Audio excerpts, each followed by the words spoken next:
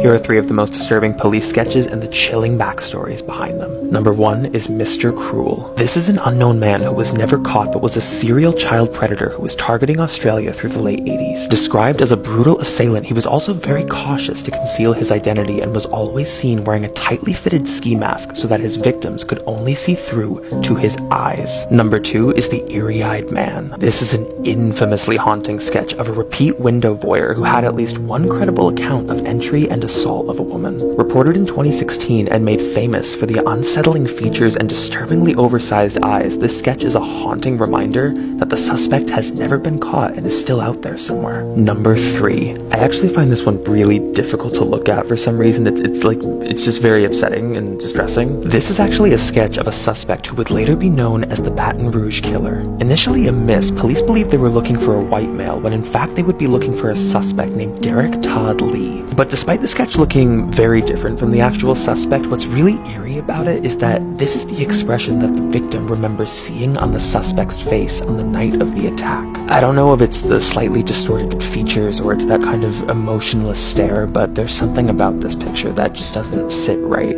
3 of the most disturbing facial reconstructions of unknown people. Number 1 is the suitcase body. Before finally being identified as Jenny Gomez, her decomposed remains were found in a suitcase and then sketched by police. The state of her body was not good, and sadly this sketch is almost unrecognizable and doesn't really look like it has features of a normal person. Number 2 is the woman of Oklahoma Road. Discovered off I-40, when the remains were finally found, they were so badly decayed that police initially couldn't determine the sex of the body. Reconstructions of the skull indicated a very unusual bone structure and a body that only stood at about 4'8". This would have been a very recognizable person, but no one ever came forward to claim that they knew the woman of Oklahoma Road. Number 3 is the Ina Jane Doe. I don't like looking at this picture at all. It's really bad. It was in 1993 that the severed head of a disabled woman was found by a group of children in Illinois hanging from a bush. An attempt was made to reconstruct her features, but no one ever identified her. It was deemed as pretty unusual that a disabled woman wouldn't have anyone identify her, as she most likely had contact with either doctors or even a caretaker at some point. The Ina Jane Doe remains an unknown, and this reconstruction is by far one of the most disturbing. Imagine if your grandparents just disappeared, like completely without a trace. Welcome to Creep Time on TikTok with Silas Dean. This is the haunting story of Charles and Catherine Romer. On April 8th of 1980, a wealthy elderly couple named Charles and Catherine check into a Holiday Inn right off I-95. They're just on their way home from a vacation. But to put this in context, this wasn't a usual choice for them. These were 2 very well-off people, so to choose a Holiday Inn, it wouldn't have been typical of them. But not long after checking into their room, the couple seemingly vanished. After 2 or 3 days, hotel management became concerned that they hadn't seen the couple leave their room, so they went to go check on them. This was only to find that their room had never been slept in. Inside the room were all of their clothes, their travel diary, and over $60,000 of Catherine's jewelry. Hotel staff then goes out to the parking lot and finds that their car is missing, but no one ever saw them leave. At the time, only one witness comes forward saying that they saw this car miles away at a restaurant circuit, but after they interviewed people at the restaurant, nobody remembered seeing this couple. Despite search efforts, they were never found after that night, and no one really knows what happened to them. Here are 3 of the most disturbing police sketches and the chilling backstories behind them. Number 1, The Night Stalker. Easily one of the most haunting and well-circulated sketches of the 80s, the Night Stalker terrorized Los Angeles. Described with a wretched smell and rotted teeth, he'd spent months breaking into homes to brutally mutilate seemingly anyone. Number 2, The Zeb Quinn Woman. This was a digital composite created of the suspected woman who was last seen in Zeb Quinn's car. If you don't know the story, Zeb was 18 years old when he disappeared. Only his car was found with a pair of lips drawn on the window with lipstick and a live puppy inside. Witnesses reported seeing this woman driving the car, but she was gone before the car was reported. Till this day, Zeb has never been found, and they have never been able to identify who this woman was. Number 3, The Lake Bodom Murderer. In 1964, teenagers camping at Lake Bodom were bludgeoned and stabbed through their tent with only one survivor. Witnesses who were up early that morning reported seeing this man running from their campsite around 6 a.m. The man was never identified, but a photo cropped up from the funerals of the teenagers, showing a man who bore a striking resemblance to the suspect. This was also a man that no one claimed to know. All investigators have ever been left with in the case is this sketch. Caution, as there is a police sketch shown in this story that some people find distressing. Welcome to Creep Time on TikTok with Silas Dean. This is the disappearance of Zeb Quinn. On January 2nd of 2000, 18-year-old Zeb Quinn leaves his shift at work to go look at buying a new car with his friend Robert. Surveillance footage from a gas station confirms that they were together, but then Zeb's pager goes off and he has to make an emergency call at a payphone. Allegedly, Zeb doesn't say what the call is about and then abruptly cancels their plans. The next day, his job gets a call saying that he's going to be out sick, but they realize that it wasn't Zeb on the phone. It was actually Robert pretending to be Zeb. He later goes on to say that Zeb had contacted him asking him to call him out sick from work as a favor. But all of this is very suspicious, so Zeb's mother reports her son missing. On January 6th, Zeb's car is discovered right outside the hospital where his mother works. It was found with lips drawn on the window in lipstick, a live puppy inside, and a jacket that did not belong to him. Witnesses reported seeing this woman driving the car just before it was reported to police. She's gone before the car is reported, and she has never been identified, nor has Zeb ever been found. One of the newer developments is that the friend Robert was actually convicted of a murder which was unrelated in 2015, which prompted a search warrant. Police found elements of fabrics and unknown particles that they deemed sufficient to be able to connect and prove his involvement in Zeb's disappearance. I don't know why the details of this are so murky and why they won't say what they found, but as of 2021, Robert has been charged with the murder. But there are still gaps in this story about what evidence turned up and exactly who this woman was who was seen in the car. 3 of the most disturbing facial reconstructions of unknown people. Number 1 is Septic Tank Sam. Many people find this reconstruction to be very unsettling, but the context of the victim is actually so much worse. Discovered by a couple in 1977, the body had been stuffed into a septic tank and was wrapped in a yellow bedsheet. His remains had suffered such severe beatings and torture as well as sexual mutilation, it took them months just to determine the sex of the body. Decades later, through DNA evidence, they were finally able to determine that these were the remains of 26-year-old Gordy Sanderson. However, the nature of the murder has never been determined. Number 2, Maria. Discovered in 1952, the remains were found in Black Hawk, Colorado, and they effectively named her Maria until they could determine her identity. But they never did. Examiners found that she had been struck in the head and that she may have been burned alive, but they're not certain. This reconstruction is pretty indicative of very early techniques and sadly wasn't very helpful so they could identify who she was, and she remained Maria. Number 3, the Montrose Jane Doe. This was a really horrific restoration that was later revised into something that would be more recognizable. The cause of death was never determined, but the suspicious nature of the body indicated this was most likely a homicide. Her older reconstruction was later archived as more modern composites were made.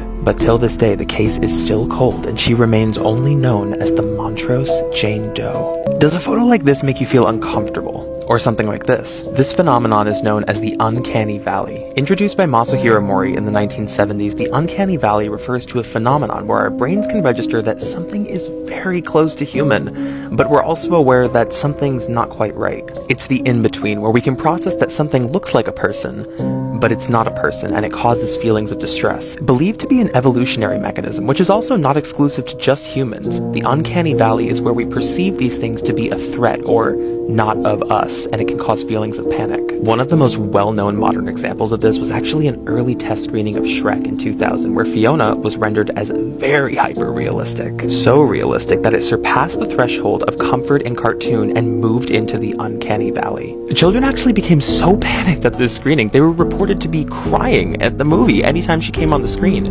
The entire film had to be halted and she was re-rendered. I'm not sure if this was the actual earliest version of Fiona that made it to the screening, but to put this in context, the one that made it to worldwide theaters is right above. But I did happen to find this monster from some of the early test footage of Shrek. The Uncanny Valley is still a widely unstudied phenomenon, but it continues to become more and more pervasive in entertainment as well as our modern animation. How is it possible for an entire group of people to hear or see someone who doesn't actually exist? Welcome to Creep Time on TikTok with Silas Dean. This is the unexplained mystery of Frida Sofia. In 2017, Mexico was hit with a devastating earthquake that crushed multiple buildings. One of those buildings being a school right in Mexico City. There were, of course, numerous children and adults who were trapped under the rubble, but there was one girl in particular who caught the attention of the media. A 12-year-old girl trapped under the debris who was responding to rescuers saying that her name was Frida Sofia. There was round-the-clock coverage, and a nation assembled around the story of Frida, and she became a symbol of hope in these efforts to rescue the children and her. Rescuers and journalists had multiple accounts of speaking with Frida and confirmed that she was far down beneath the rubble underneath a piece of granite but physically stable. There are some responders who report even seeing her wiggle her fingers far down through a crack in the debris. But here's the problem. Frida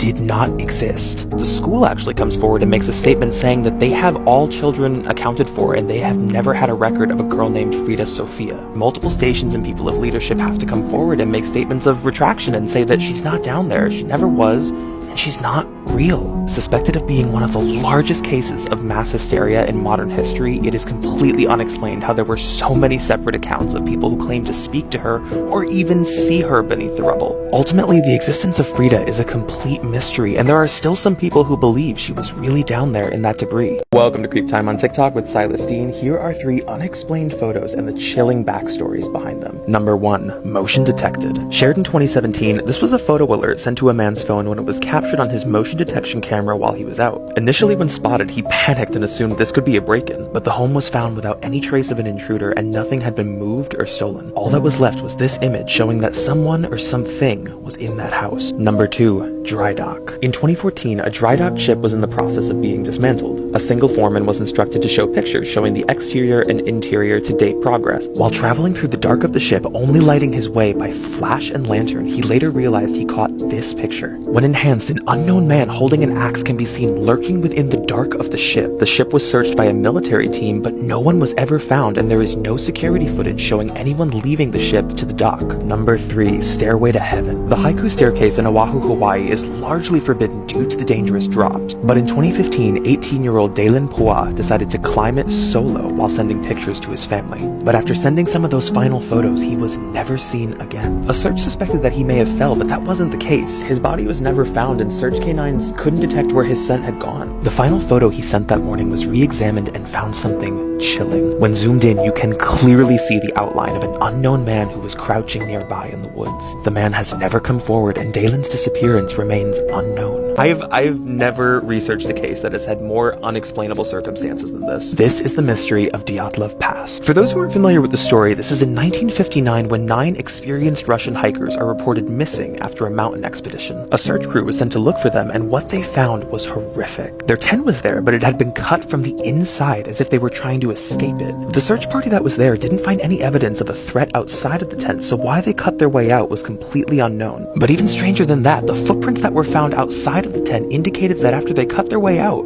they weren't running.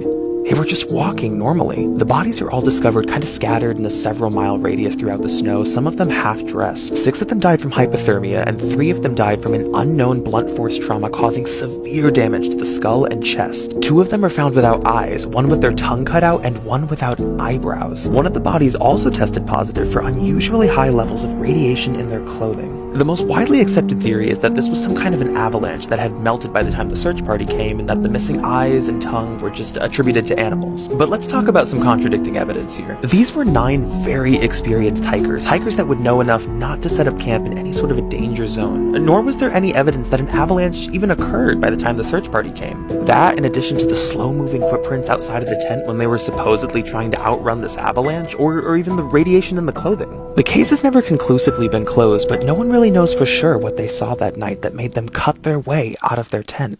3 of the most disturbing police sketches and the chilling backstories behind them. Number 1. The Handyman. On the night of June 5th, 2002, 14-year-old Elizabeth Smart was abducted from her bed at knife point by this man. Her little sister was right in the same room pretending to sleep while everything went down. The immediate suspect was a handyman who had worked on the house just a few months prior. Despite being chilling, that sketch actually led investigators on a credible tip that took them to Brian Mitchell and his wife, where they had been keeping Elizabeth in remote captivity for 9 months. Number 2. The Newborn Woman. On March 10th, 2007, at 1:20 in the morning, an unknown woman was seen roaming the hospital floor at Lakeside Hospital. Dressed as a nurse in scrubs, she abducted a newborn baby girl that night and then seemingly disappeared. Through anonymous tips, she was located within 48 hours, but the way she was able to scour the hospital and evade security remains completely unknown. Number 3. Lime Lady. This actually isn't a sketch of a suspect, but a victim. In 1980, the body of an unknown woman was discovered by 2 fishermen near a river. She had been covered in quicklime in an effort to decompose her, but it actually counteracted and she was preserved. For more than 40 years, she remained an unknown woman, and this sketch was a haunting reminder of her missing identity. But in 2020, DNA evidence was finally able to identify her as 20-year-old Tamara Lee Tagard, who went missing while on a walk just 4 months prior. Her remains are now known, but the reason for her murder is not. What's what's the first thing that you think when looking at these pictures? For anybody who has childhood memories of Televisa and Channel 5, this was part of a nightly broadcast as a PSA to show missing people throughout the late 90s. But this is the photo that caught everyone's attention, Celine Delgado. Audiences noticed there was something kind of off about her. The photo wasn't like the others. It was grainy, it was black and white, and there was seemingly almost no information on her. An inquiry into the public files of Mexico City found that there was no record of a missing woman who was named Celine Delgado. So why was Channel 5 running an image of a woman who wasn't missing? Sleuths Online did a composite cross-comparison where her image was uploaded to a 3D modeling program and proven that it was an amalgamation of other images and that she wasn't a real person. But why? Things remained pretty quiet until that of late 2019 when Channel 5 began posting strange content without explanation. Every night around 3 a.m. there were a series of disturbing video clips that were posted to their public-facing Twitter account and then immediately deleted. But there was one video in particular that reignited the eerie feelings around Delgado. This video, entitled Celine. In it can be seen a distorted compilation of clips around an unknown woman, and then it was deleted immediately after posting. But truthfully, from a rational perspective, I could chalk this story up to any number of explanations. It could be hoaxes, it could be hackings, it could even be marketing. But the really strange part to me is why they would intentionally choose to show an image of a woman who didn't exist, and do so quietly for so many years. This is True Crime by State. Today we are starting with Alabama. I'd completely forgotten this story took place in Alabama at all. It is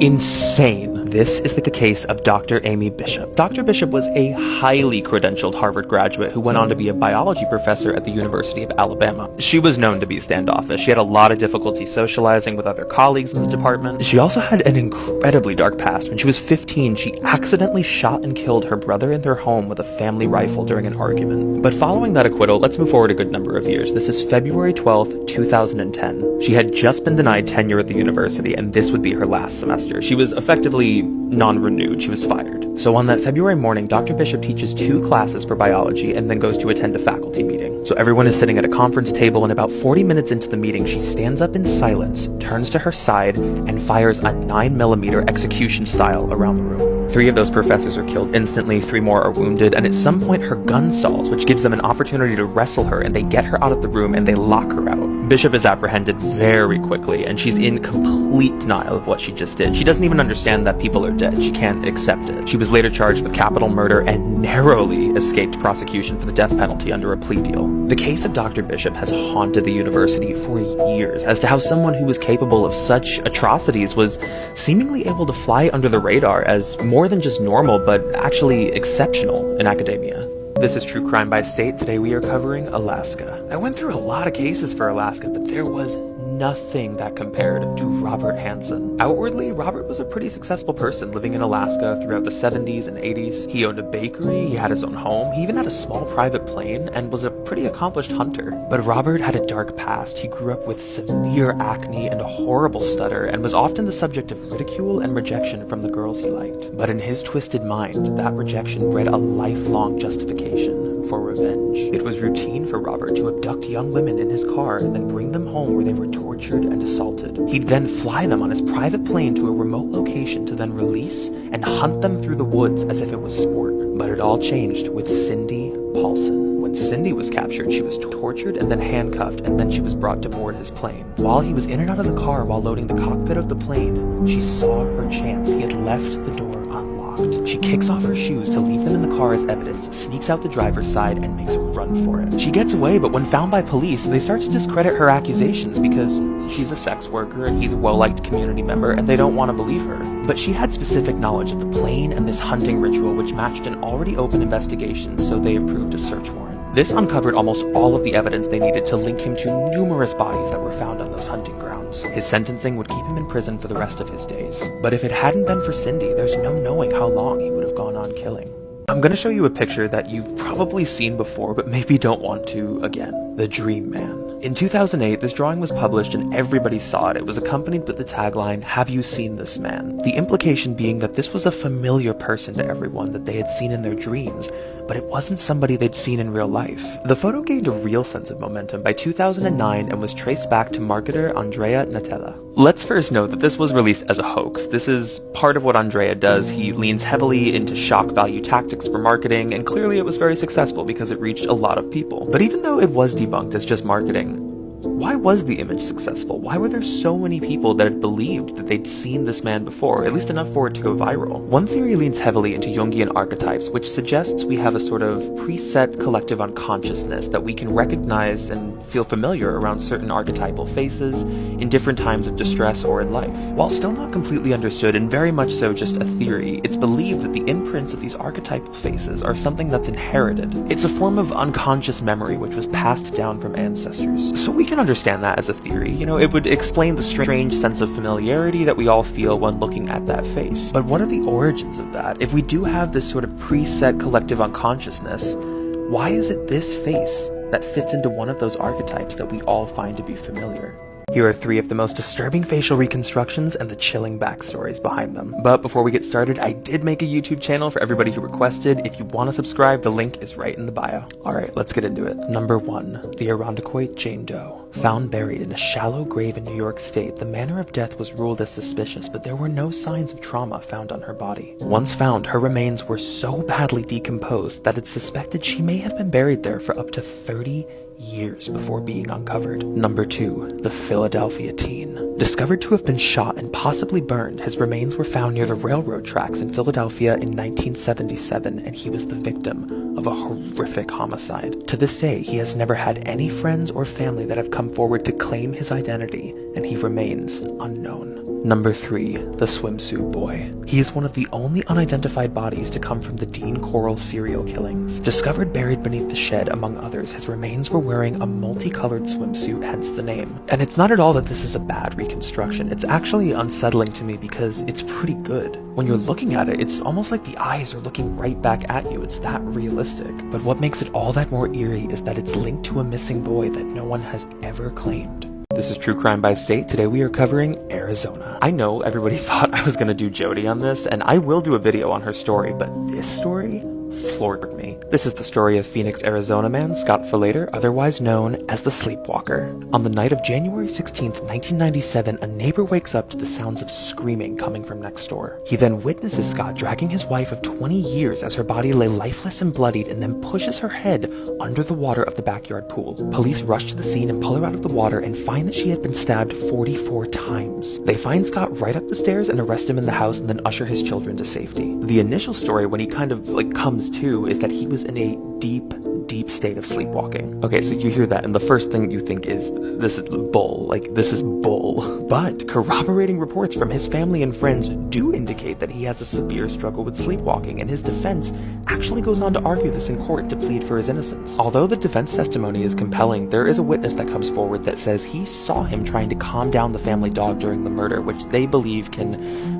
essentially prove that he was conscious and aware. He's served with a life sentence, but to this day, he maintains that he has no memory of the attack. Shockingly, this is not the first case of homicidal sleepwalking, which is terrifying, but this one in particular definitely stands out for the state. And truthfully, we'll never actually know whether or not he was or wasn't sleepwalking that night. Here are 3 seemingly normal pictures with very dark backstories. Number 1. The Whitaker family. What looks like maybe just a normal family out to dinner, this was actually the same night that Bart Whitaker had hired 2 friends to come and kill his entire family, plotting to do so for monetary gain. The only survivor of the hit was the father, who is not pictured here as he was the one taking this photo.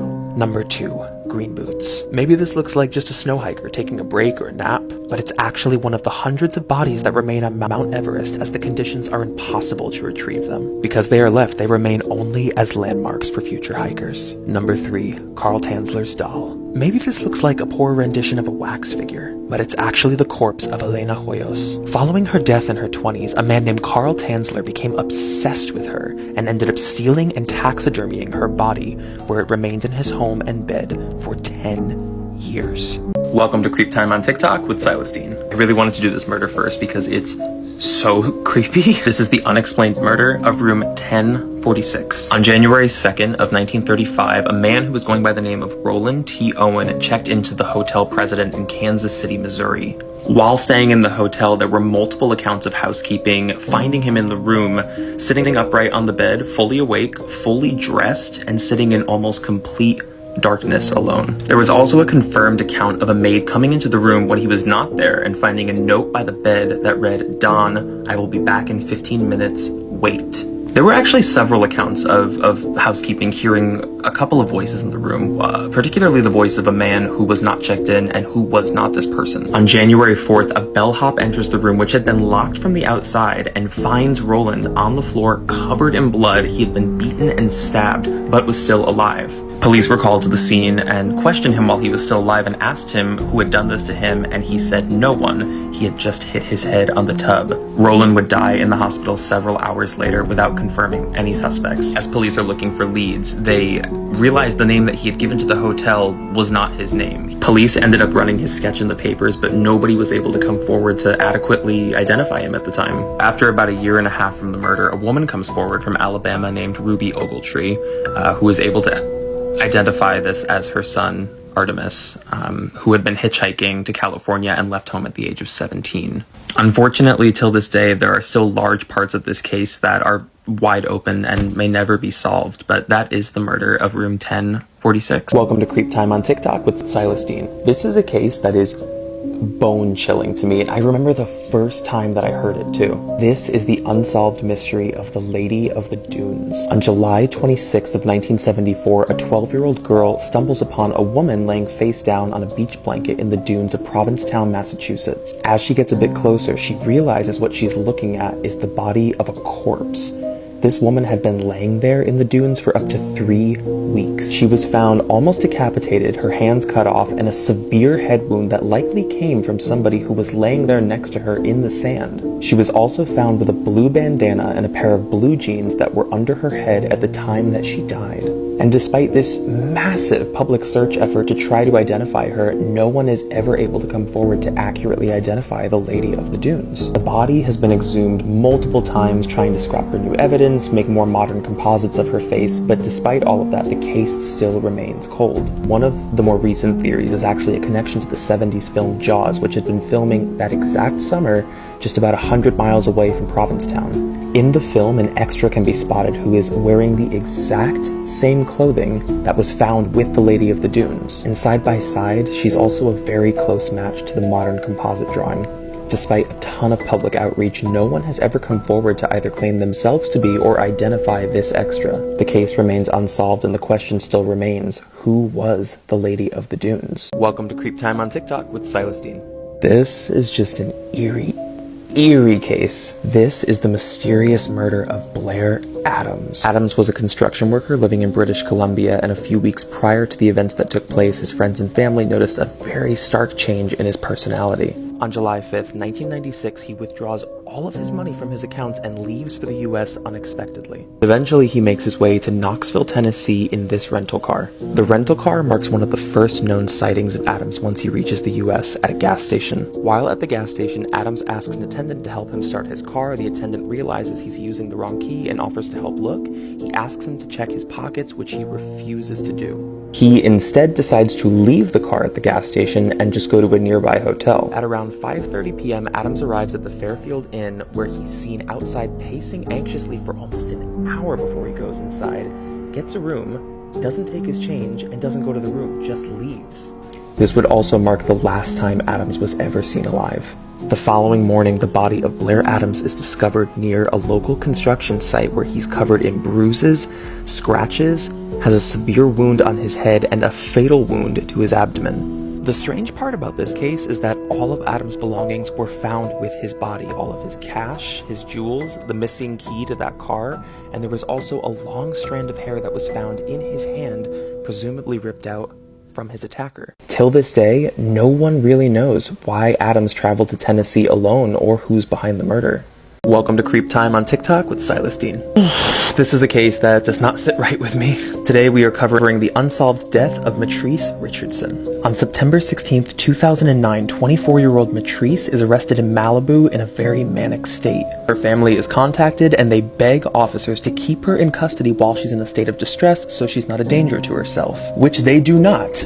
Around 12:30 in the morning, she is completely released from custody. She is released without any of her belongings and she is completely alone. The last verified sighting would be around 6:30 a.m. that same morning when she's spotted up a hike spanning several miles into Montanito and she's seen in someone's backyard. The police are contacted for the trespassing, but she's gone before anybody even gets there, making this the last moment that she was seen alive. Follow for part 2. Welcome to Creep Time on TikTok with Celestine. This is part 2 of the Mitrice Richardson case. So after she's spotted in the backyard at 6:30 in the morning, she would never be seen alive again. Mitrice goes missing for over 10 months, but she would eventually be found by rangers who spot her in a wooded creek area over 7 miles away from the sheriff's station. Her body is described as completely undressed, partially preserved, and her head is completely severed. Police officers are the first officials to arrive at the scene before anyone else. This is when the case gets unsettling. Police wait over 90 minutes before contacting the coroner to come to the scene. They then delay the coroner from coming for hours. There were also conflicting reports about the state in which the body was found, the location of the severed head, whether or not it was severed. In that time before the coroner gets there, the body is moved, the scene is disrupted, and the remains are completely collected before the coroner even has a chance to inspect the scene, and it's ruled an accidental death.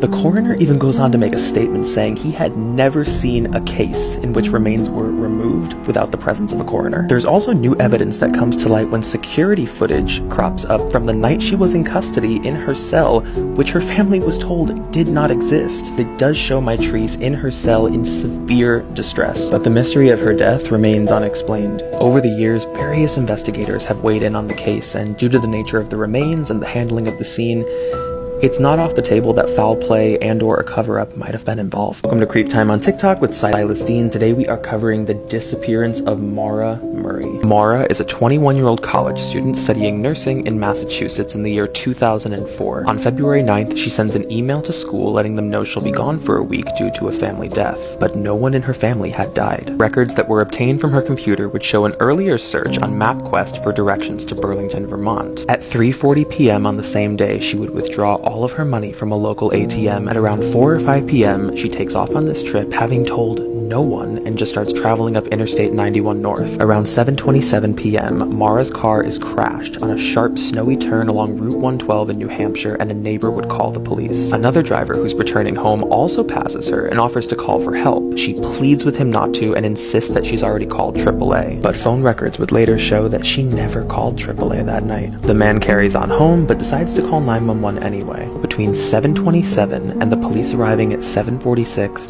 Maura is gone. The car is found completely abandoned, and she's taken her cell phone and her credit cards, none of which have ever shown a record of being used since that night. That driver would be the last verified sighting of Maura. A witness would later come forward to report seeing a young person dressed in dark clothing traveling very quickly by foot around 8:30 p.m., roughly 4 to 5 miles up Route 112 on the same night. But it was never confirmed if this was Maura. It's been over 17 years since the disappearance, and the case has never been solved.